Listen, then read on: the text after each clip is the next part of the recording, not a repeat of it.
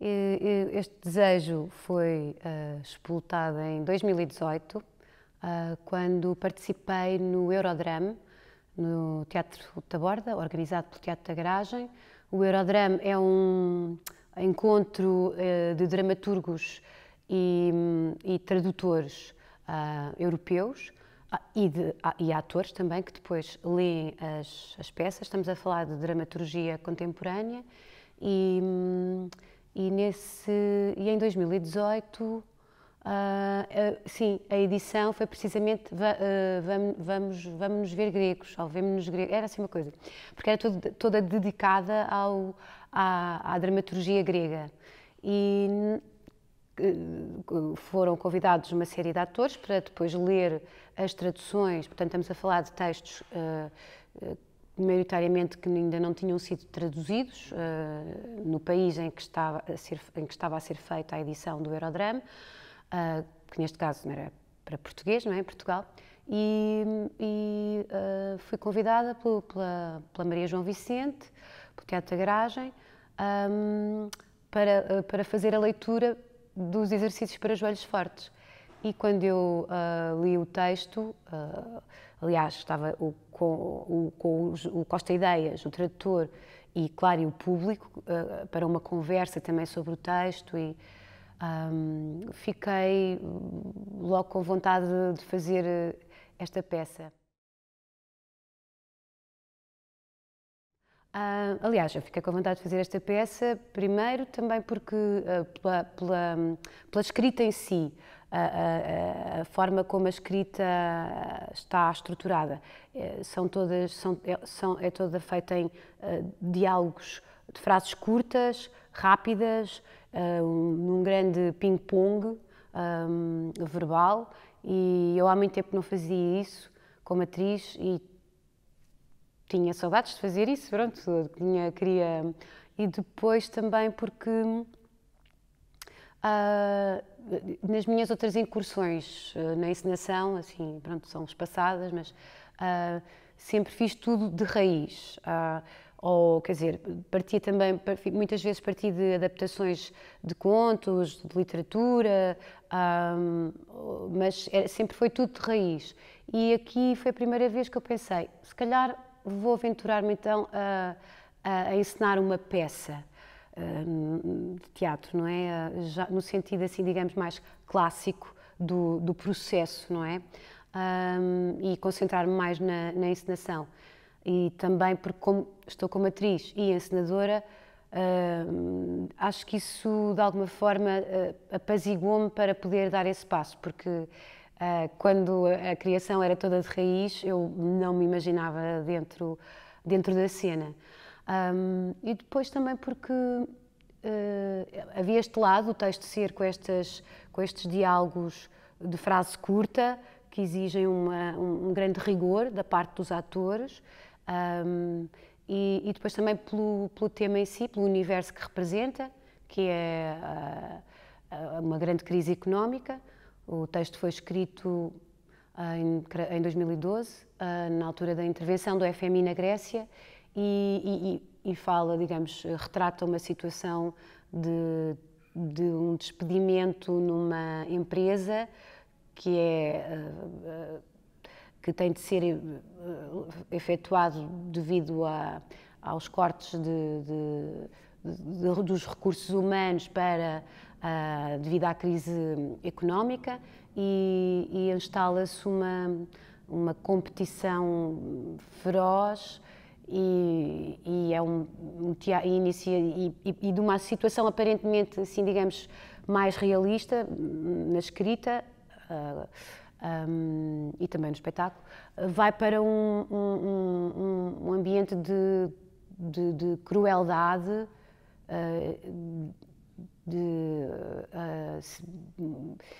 crueldade e também absurdo. Vai para um absurdo em que as personagens, para, digamos, defenderem o seu posto de trabalho e provarem que são melhores que o outro,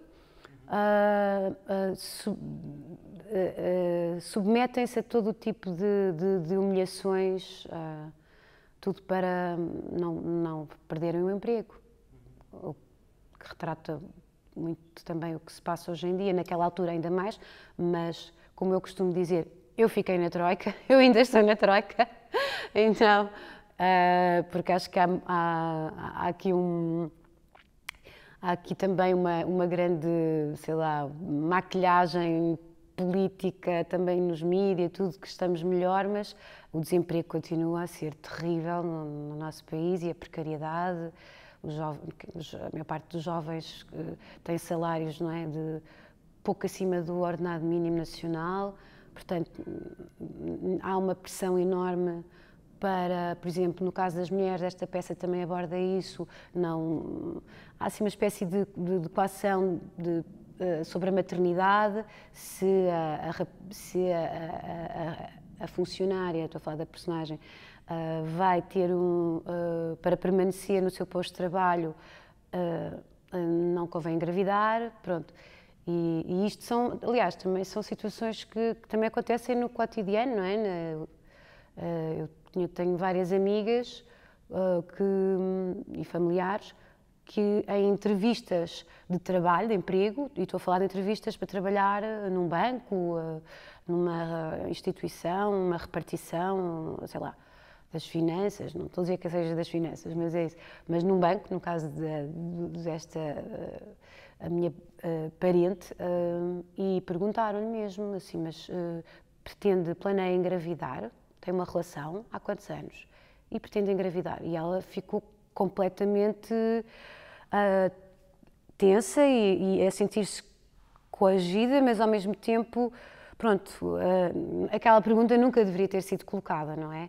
E então, quando hoje se fala, por exemplo, no problema que existe da natalidade ter decrescido, não é, no nosso país, isso também está implicado precisamente nas condições do trabalho, que são cada vez mais difíceis e que ainda por cima vêm já com esta carga quase de, como é que eu ia dizer? Eu há pouco tempo descobri que o bullying no trabalho chama-se mobbing, de mobbing.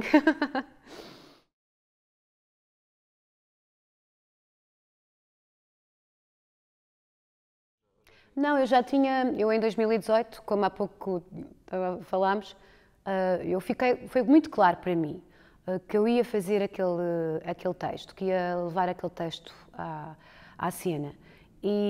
Mas depois, como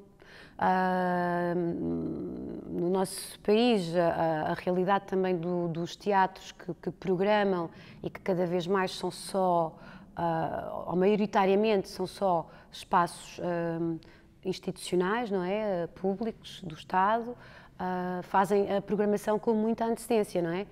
Assim é. E então, quando se tem um projeto que se quer levar avante, há sempre que contar que só no mínimo daí a 2 anos é que ele será possível de acontecer, de ser concretizado. Acho que faltam também, se calhar, espaços também, talvez como este dos Artistas Unidos ou como outros espaços, os Primeiros Sintomas também têm o espaço deles, espaços que não sejam só institucionais, porque depois também ficamos muito reféns, não é, desta agenda dos teatros institucionais. E eu, por exemplo, este espetáculo, os exercícios para joelhos fortes, eu gostaria de ter feito logo, se possível, em 2019 ou mesmo 2020, mas só agora é que era para ter sido em fevereiro, não é? Mas pronto, agora por causa da pandemia. Ou seja, no fundo, quer dizer, a pandemia, o agravamento da crise económica ou pelo menos de algumas perspectivas que há 2 anos atrás poderiam estar a aparecer que iriam melhorar, não é? A pandemia deitou isso tudo por terra. Acho que veio pelo menos confirmar ainda mais a minha vontade de fazer este texto.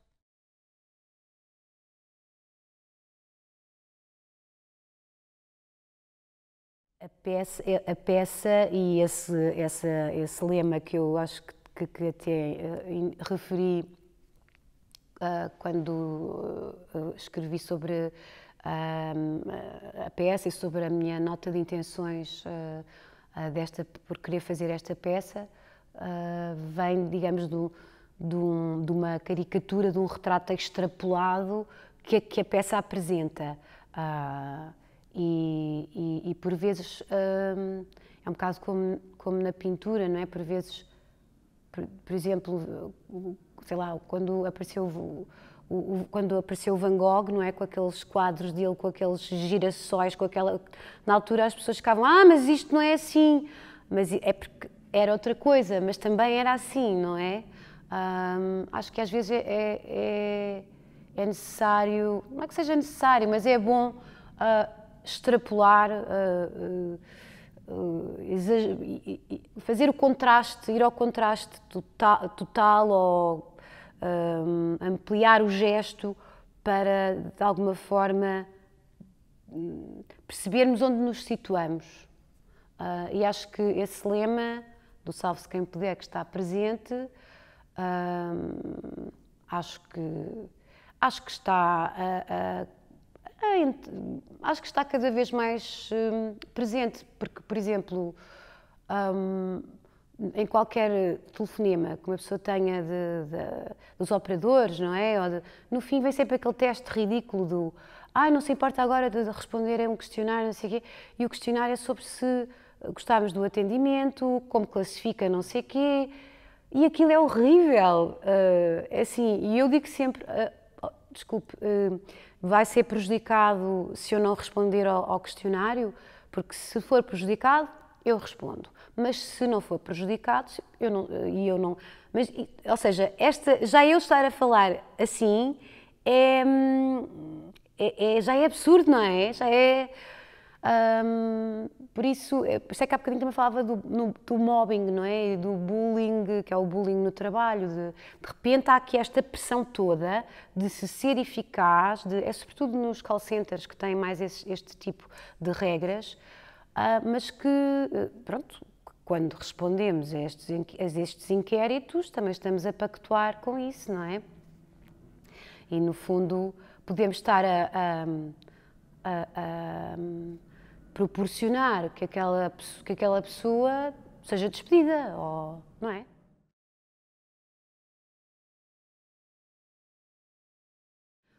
O elenco. Então, o espetáculo, a peça, ao fim e ao cabo, é um huis clos, mas um huis clos, dois huis clos, mas depois que se transformam, não vou revelar, de um espaço doméstico e um espaço de trabalho, e são 4 personagens.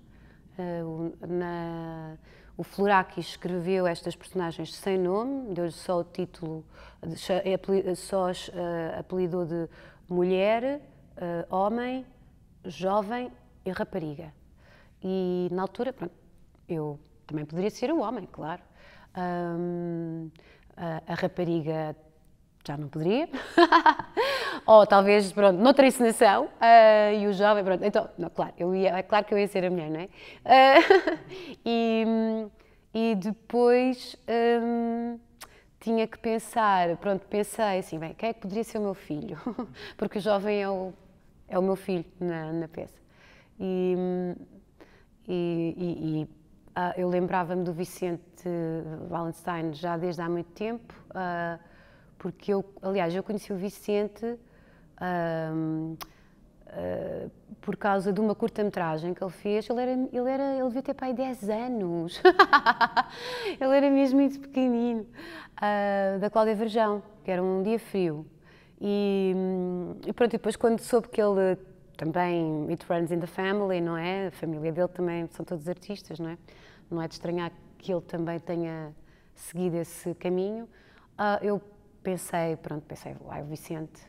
Depois, as outras pessoas. O Álvaro Correia é um ator extraordinário e esta peça, como tem um universo que está ali, a parte de um aparente realismo, mas depois começa a ir para uma zona do absurdo e de um humor muito sádico, muito ácido, muito sarcástico, até chegar assim uma incompreensão total. E o Álvaro, eu sei que ele tem essa... Pronto, o Álvaro é um ator incrível e tem essa qualidade de conseguir de criar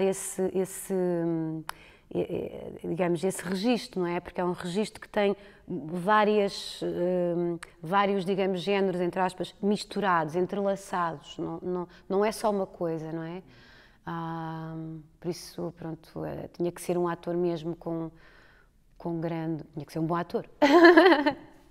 E também porque assim, pronto, se a coisa não me correr bem, tenho o Álvaro que... eu não devia dizer isto, eu sou mulher e claro que isto vai ser... Eu vou conseguir fazer esta personagem e tudo. E depois a Rita, que faz também uma das minhas funcionárias, como o Álvaro, portanto, porque a mulher é uma diretora de uma empresa e tem estes 2 trabalhadores. A Rita tinha já trabalhado com ela na Dama das Camélias. Quando é que foi? Há 2 anos? Sim, acho que sim. Isto com a pandemia, eu fiquei, todos nós, não é? Fiquei com um time-lapse muito desorientado.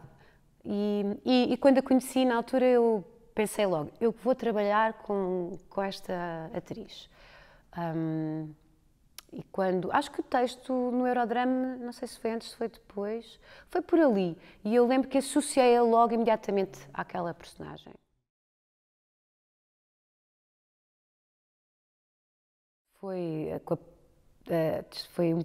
Teve muitos percalços, não é? Porque nós começámos a ensaiar em janeiro, ensaiámos janeiro todo e depois, aliás, levantámos a peça em relação às cenas, à forma como iríamos encadeá-las e alidir, digamos, os quadros, porque a escrita é muito por quadros e eu queria retirar ou suavizar esse compasso, não é? E essa estrutura. E então, ao fim de janeiro já tínhamos a peça levantada com os atores, íamos passar para a parte do cenário e veio a pandemia, não é? Veio o lockdown, a pandemia não, já estávamos na pandemia e veio este outro lockdown em fevereiro, não foi? No início de fevereiro, a estreia era precisamente para, já não me lembro, qualquer coisa de fevereiro. Há muito tempo! Isto agora parece realmente, eu quando falo parece que já foi o ano passado. E então, pronto, depois tivemos que cancelar, porque também não iria avançar para a montagem do cenário, porque não valia a pena, não é? Estar a fazer esse investimento e depois, se calhar, o cenário até se iria degradar, ou sei lá, cenário orgânico. E então, depois ficámos um bocadinho ali num compasso de espera que os artistas unidos finalmente pudessem também reprogramar as várias coisas que têm em agenda, quer os espetáculos deles, quer os outros que acolhem, não é? E quando finalmente soubemos que seria em setembro, pronto, retomamos no final de setembro, retomamos agora no início de setembro os ensaios, na segunda semana, e passámos finalmente à parte que eu também gosto muito, que é de juntar os elementos todos, não é? Da luz, do cenário, ainda não está montado, isto está só montada uma parte, mas falta agora esta parte. E montar também os telões, que pedimos um telão pintado à mão do Teatro São Carlos, que aqui está, eu gosto muito de ler isto que diz Traviata fixo, e o cheiro é tão bom. Ácaros do século XIX, estou a brincar. Do século XIX eles não me emprestavam.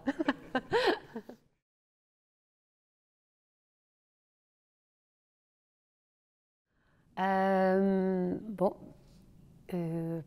eu acho que vou direto ao assunto, até porque com esta peça eu também quis ir direto ao assunto em termos de statement político. E tem de haver mais financiamento. Sem financiamento não há um desenvolvimento, e quando falo do desenvolvimento, é claro que há sempre bons espetáculos e boas propostas e bons atores e bons encenadores e isso tudo, mas um desenvolvimento, digamos, da área em si, deste,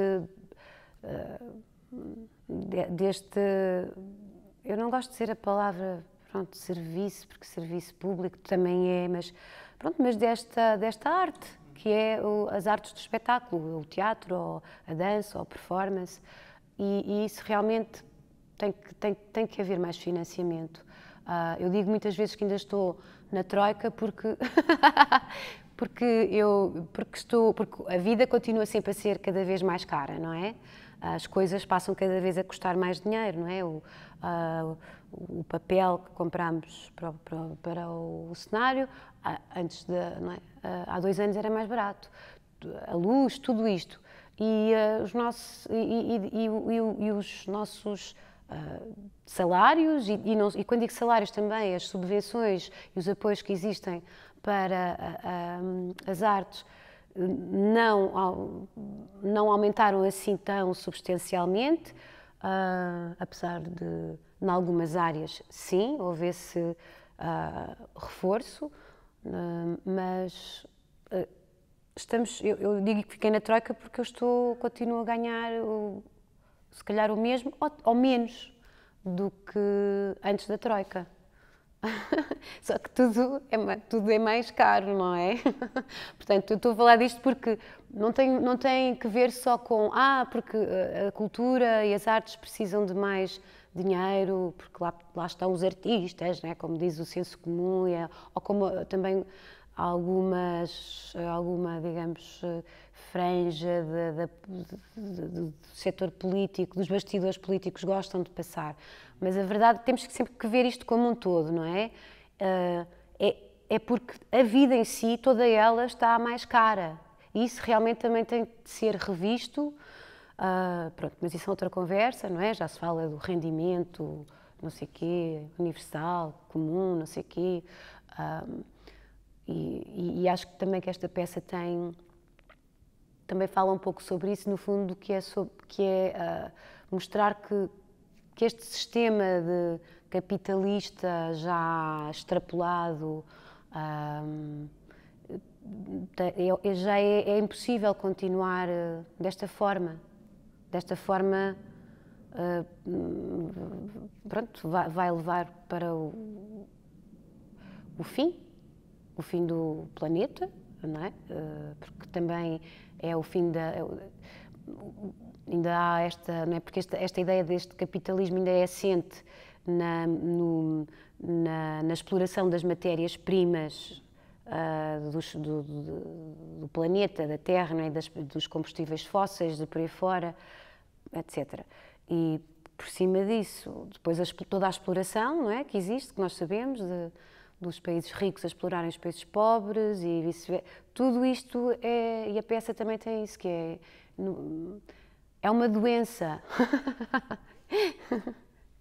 Carla, muito obrigado. Obrigada.